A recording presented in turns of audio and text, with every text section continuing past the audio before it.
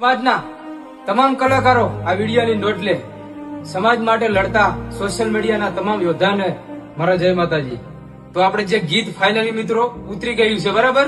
અને બીજી વાત કરું કે સમાજના કલાકારો ગમે એટલો મોટો સુપરસ્ટાર હોય કે ગમે એટલો મોટો સ્ટાર કેમ ના હોય, સમાજ વિરોધી સોંગ ગાશે તો હંમેશા એ સમાજ વિરોધી જ ગણાશે.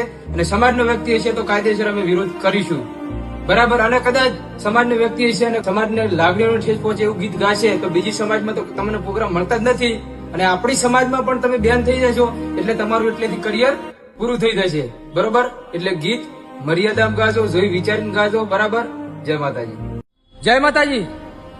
અમે કેવા ઠાકોર, કેમ અમે વટથી ઠાકોર કહીએ છીએ કે અમે 2-4 ફોલોવર વધારવા માટે થઈ અને અમારી બહેનોને, અમારી ધર્મપત્નીઓને અમે સોશિયલ મીડિયામાં નથી લાવતા. પણ હા, અમારા મા બાપ અમે વૃદ્ધાશ્રમની અંદર નથી મૂકતા.